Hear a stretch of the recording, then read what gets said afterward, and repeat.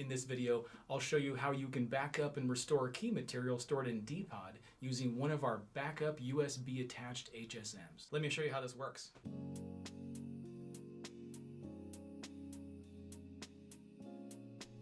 Alright, let's start with some prerequisites. To get the most out of this video, you are already a DPoD subscriber with key material stored in your DPoD HSM. You know the security officer and crypto officer passwords, and of course the cloning domain you configured on your DPoD HSM. You have a Thales USB attached backup HSM, a client machine with connectivity to DPoD on port 443, and the service client installed and configured on that machine. Okay, so I'm in the directory of the service client. Let's launch Luna CM and we'll see both of my HSMs listed here. The top one is my USB HSM, that's on slot 0, and this is where I'll be backing up my keys to. And the bottom one is the DPoD HSM, which is on slot 6. We'll be backing up from slot 6 to slot 0, so let's set our communication to slot 6 with this command. Great, now I'm talking to my DPoD HSM where my keys currently live. Now I first need to be logged in under the crypto officer role.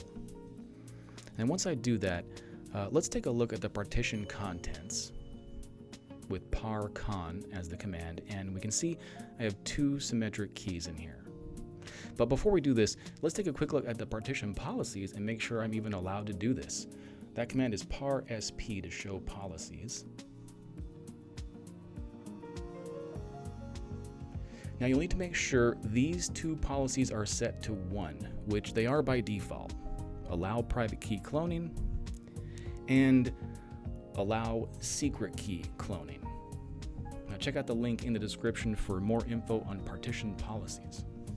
Okay, let's initiate the backup with this command, partition archive backup -slot0 -partition, and I'm going to call this one cloud backup. This can be anything you want.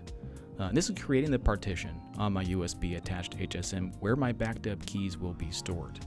It'll ask you to create a password for the USB backup partition. Now, I didn't specify the domain in my command on purpose, so you could see it prompt you for it here. This piece is critical. You'll have to know the name of the cloning domain that was defined when you provisioned your DPoD HSM. And lastly, it asks for the SO password or security officer password of your USB HSM. So it's actually very helpful to read this output and understand what's happening here. You can see it created my partition, cloud backup. It's logged into it using the password I just created for it. It applies the cloning domain and verifies that the partition policies allow this, and done, backup successful. And now let's take a look at the partition contents of my USB HSM. And just a reminder, with the command slot L for slot list, that USB HSM is on slot 0. And one way to confirm their objects inside is with the command partition archive list slot 0. Now we can see the cloud backup partition I created, and it shows there are 2 objects inside. Now I'm already talking to slot 6, my DPoD HSM, where my original keys live. Let's delete those keys with the command parclear.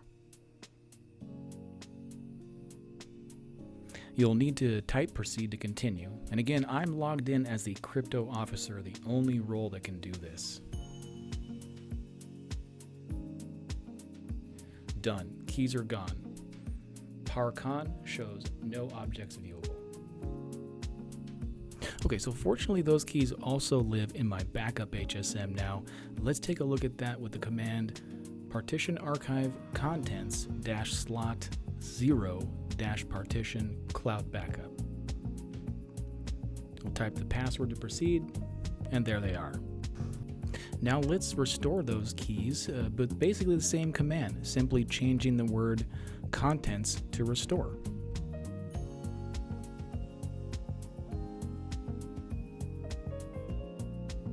It'll ask for the password of the backup partition,